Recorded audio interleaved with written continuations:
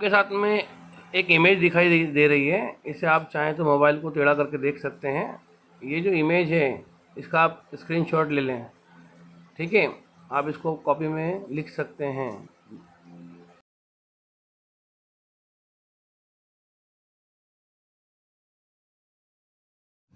Capacity of conductor. तो capacity of conductor that means किसी भी कंडक्टर की चार्ज को स्टोर करने की जो कैपेसिटी होती है उसी के लिए हम बात कर रहे हैं, कैपेसिटी की, ठीक है। जितना वो स्टोर कर सकता है।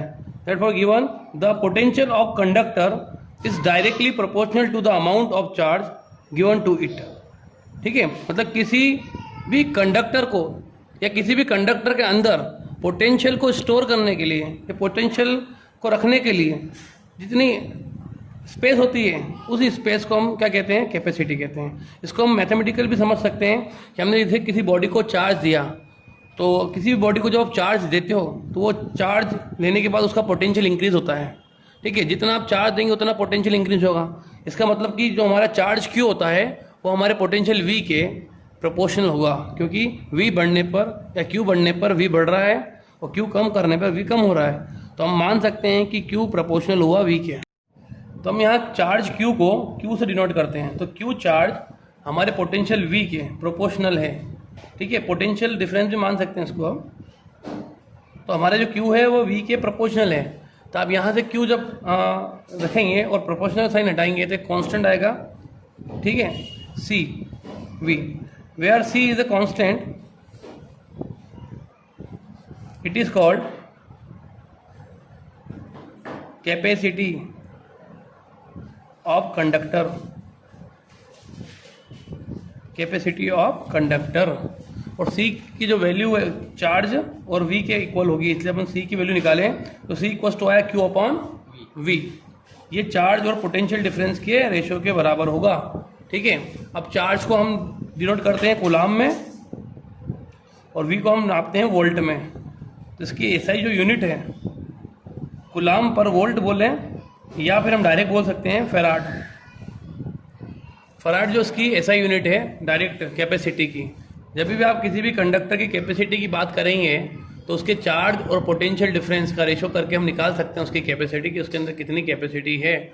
और इसकी जो एसआई यूनिट है फैराड में, इसका सिंबल है वो कैपिटल एफ रहेगा, ठीक है। देखिए इसकी जो एसआई यूनिट है वो हमारी है 1 फैराड। तो हम जो हमने बताई थी आपको 1 farad equals to 1 coulomb 1 volt. हम दोनों को इक्वल रख सकते हैं क्योंकि दोनों इसकी एसआई यूनिट है और दोनों इक्वल है, तो हम इनको इक्वल रख दें। तो 1 farad equals to 1 coulomb upon 1 volt. आप इसको ऐसा भी पढ़ सकते हैं कि जब हम किसी पोटेंशियल यदि 1 वोल्ट बढ़ाया जाए, उसको 1 कूलाम चार्ज देने में उसका पोटेंशियल 1 वोल्ट बढ़ता है तो उसको 1 फैराड बोलते हैं। क्या कहते हैं उसको? 1 फैराड, ठीक है। अब इसमें फैराड तो कुछ बड़ी यूनिट हो जाती है। तो जब कभी अपने को यूज़फुल हो छोटी यूनिट का यूज़ करना हो तो यहाँ आप देख सकते हैं हम छोटी यूनिट्स के लिए माइक्रो फैराड का यूज़ कर सकते हैं। 1 माइक्रो फैराड मतलब माइक्रो को हम म्यू से डिनोट करते हैं, माइक्रो फैराड मतलब म्यू एफ को हम लिख सकते हैं 10⁻⁻6 फैराड। इसी प्रकार 1 पिको फैराड है तो 1 पिको फैराड को हम लिख सकते हैं 10⁻12। पिको के लिए आप पी एफ लिख सकते हैं शॉर्ट में, 10⁻12 फैराड। ये इससे भी छोटी यूनिट है, ठीक है। तो ये भी यूनिट यूज़ की जाती है। तो हम आते हैं डायमेंशनल फार्मूले पे, जो आपने 11वीं क्लास में पढ़े थे, डायमेंशनल फार्मूला।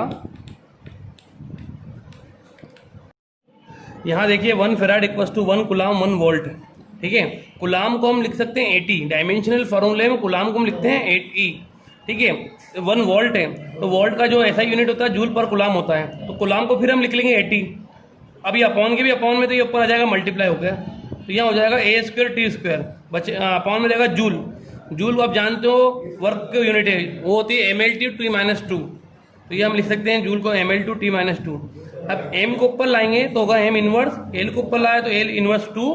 उसी प्रकार t को ऊपर लाएंगे तो ऊपर वैसे पहले से t² है, ये -2 ऊपर आके प्लस का हो जाएगा, t4 हो जाएगा और a² को हम पीछे लिख देंगे। तो ये हमारा डायमेंशन फार्मूला हुआ m inverse l inverse 2 t4 a²। अब हम आते हैं factor of affecting capacity of conductor की। कंडक्टर की कैपेसिटी को कौन कौन से फैक्टर जो अफेक्ट करते हैं, ठीक है, जिनसे इफेक्ट होता है। पहले द साइज ऑफ कंडक्टर।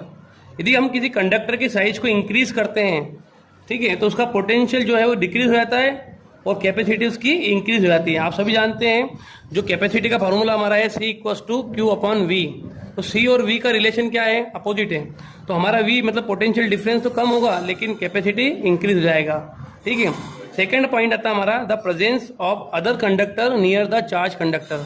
यदि हम किसी कंडक्टर के पास में किसी और कंडक्टर को रख देते हैं तो उस कारण से भी उसमें अफेक्शन होता है। देखिएगा, due to the presence of other conductor near the charge conductor its potential decreases and hence the capacity increases.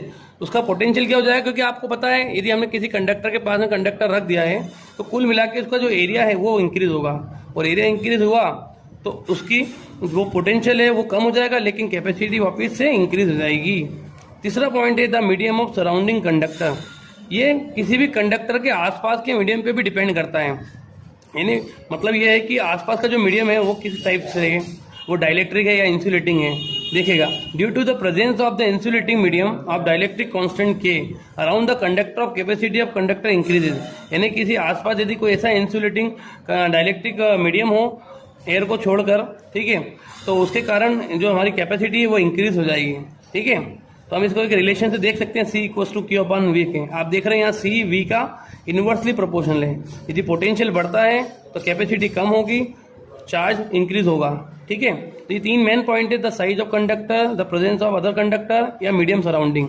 इन तीनों के बदलने से जो हमारे कंडक्टर की कैपेसिटी वो इंक्रीज या डिक्रीज हो सकती है। ठीक है, कैपेसिटी ऑफ स्फेरिकल कंडक्टर। अभी हमने कैपेसिटी देख लिया, अलग अलग शेप के हिसाब से हम कैपेसिटी देख रहे हैं।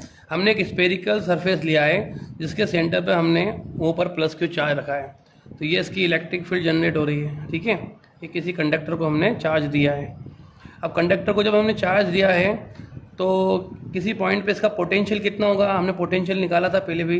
पोटेंशियल होगा 1/4πε0 Q बाय R, क्योंकि हम P पॉइंट को निकाल रहे हैं सेंटर R दूरी से। तो R दूरी से P पॉइंट पर यदि हम पोटेंशियल निकाल रहे हैं तो पोटेंशियल डिफरेंस की जो वैल्यू हमारी हम पहले पढ़ चुके हैं, V बराबर 1/4πε0 Q बाई R। ठीक है, ये हमने पोटेंशियल कंसीडर कर लिया है। अब किसी भी स्पेरिकल कंडक्टर या कोई भी कंडक्टर उसकी जो कैपेसिटी का जो फार्मूला है वो हमारा क्या होगा? C equals to Q by V. ठीक, अब यहाँ हम रख दें इसको, Q की जगह Q रख दें आप, V की जगह 1/4πε0। Q आप एक जैसा मैच कर लें क्योंकि स्मॉल कैपिटल यहाँ पर एक जैसे ही होगा। मैं कैपिटल ले लेता हूँ, ठीक है, यहाँ पे भी कैपिटल ले लेता हूँ, तो Q अपॉन R। तो Q से Q कैंसिल, 4πε0 R। ये हमारा क्या होगा? नीचे होने के कारण रिवर्स हो जाएगा, तो ये ऊपर आ जाएगा मल्टीप्लाई होकर। ठीक है, तो C इक्वल्स टू क्या निकलेगी? हमारी फेराड में कैपेसिटी निकलेगी। तो किसी भी स्पेरिकल पोर्शन के लिए यदि आपसे कैपेसिटी पूछी जाती है C इक्वल्स टू क्या है, तब बताना 4πε0 R। हाँ, ये हमारी कैपेसिटी स्पेरिकल कंडक्टर की। ये ऑब्जेक्टिव में भी बहुत बार पूछी जाती है और इसका एक छोटा क्वेश्चन बनता है।